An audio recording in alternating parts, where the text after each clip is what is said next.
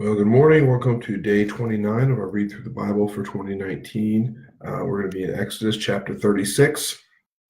We're 36, 37 this morning, and then we'll finish Exodus tomorrow.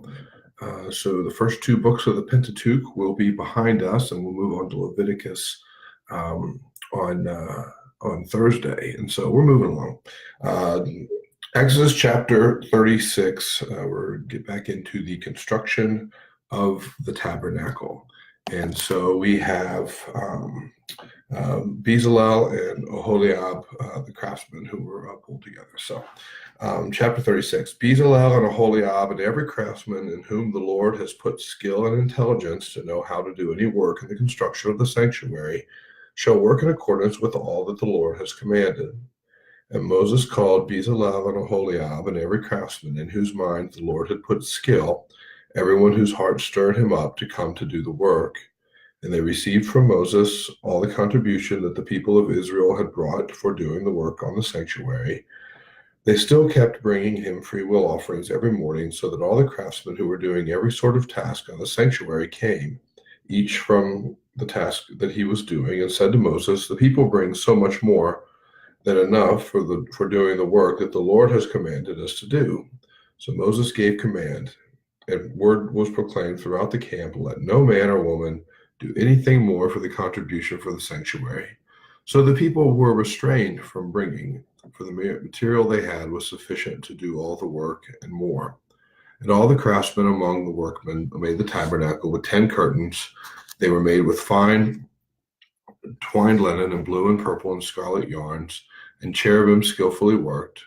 The length of each curtain was 28 cubits, and the breadth of each curtain 4 cubits. All the curtains were the same size. He coupled 5 curtains to one another, and the other 5 curtains he coupled to one another. He made loops of blue on the edge of the outermost curtain of the first set. Likewise, he made them on the edge of the outermost curtain on the second set. He made 50 loops on the one curtain, and he made 50 loops on the edge of the other curtain that was in the second set. The loops were opposite one another, and he made 50 clasps of gold and coupled the curtains one to the other with clasps, so the tabernacle was a single whole. He also made curtains of goat's hair for a tent over the tabernacle. He made 11 curtains. The length of each curtain was 30 cubits, and the breadth of each curtain 4 cubits. The length of each curtain was 30 cubits.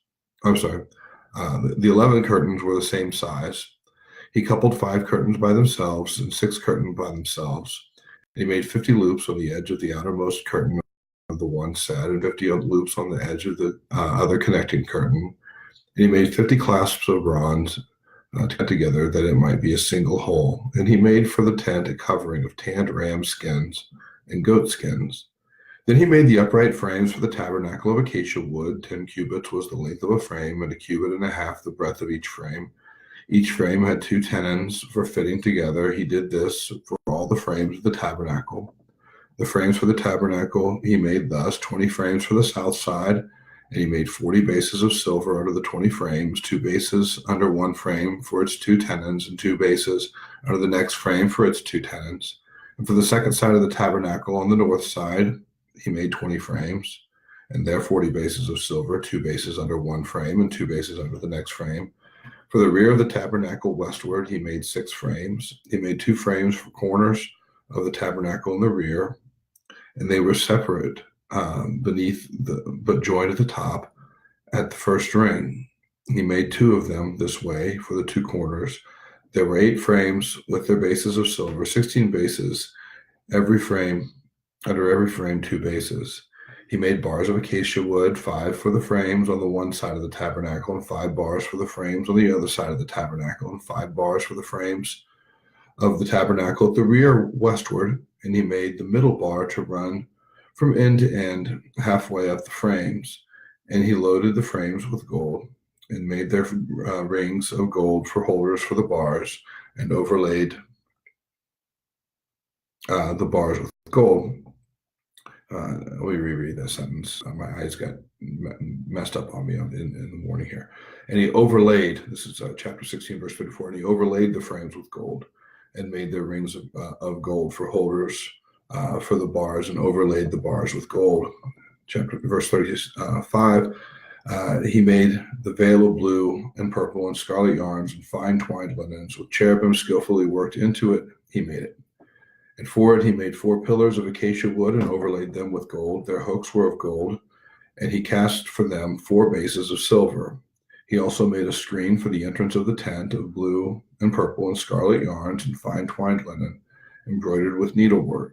And its 5 pillars with their hooks he overlaid their capitals, and their fillets were of gold, but their 5 bases were of bronze. Chapter 37.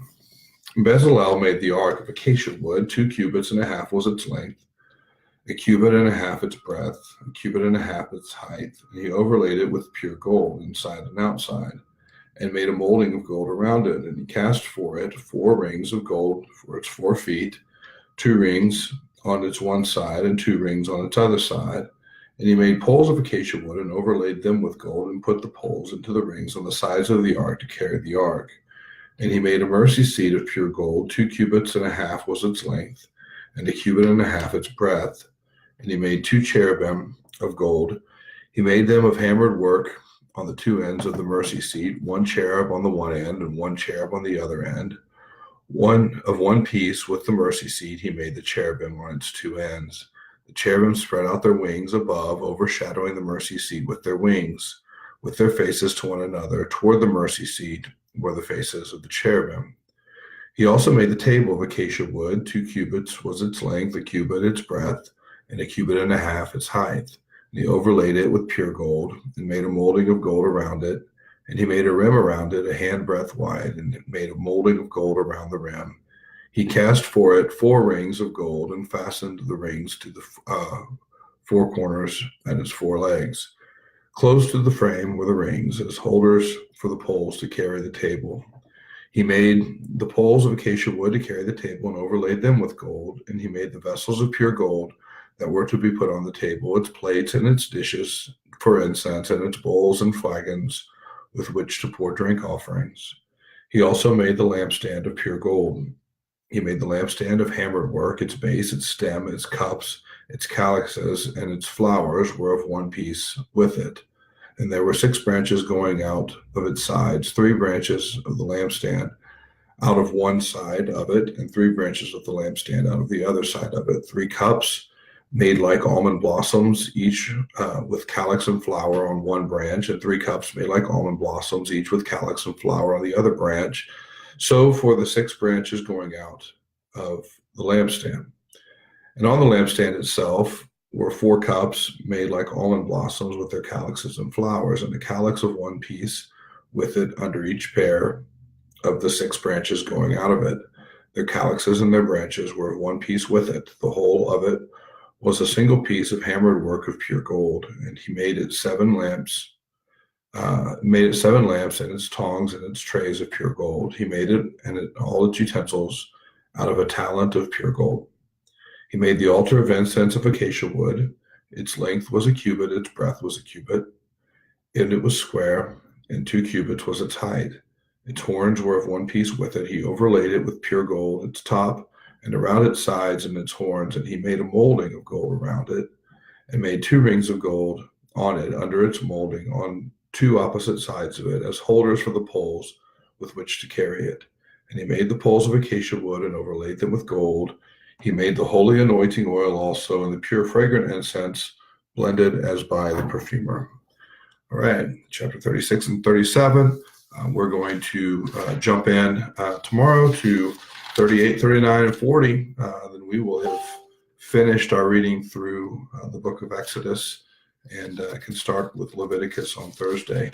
And you might have noticed lots of information, lots of detail, and not a lot of lists of do's and don'ts. I mean, we've been given the 10 Commandments.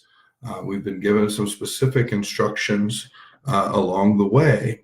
But when we think of the Bible, we need to understand that God acts in history, God reveals himself in history, and it's important for us to be familiar with the storyline, because we understand things better when we understand them in a context. And if we don't get the context of what God is doing with Israel in the Old Testament, then we're not going to get the context of the prophecies of a Messiah coming out of Israel that we're going to run into later. We're not going to get the context of the world into which the Messiah comes when we find Jesus coming in the beginning of when we get to the book of Matthew, which is going to be like in October. And so this whole book is ultimately about Jesus, but you don't see his name yet. And so it's very important that we understand that every one of these words matters. How it matters and why it matters becomes clearer and clearer the more familiar you get with the book. But stick with it, and we'll get all the way to the end. And we're almost a month through, so we're moving. See you guys tomorrow.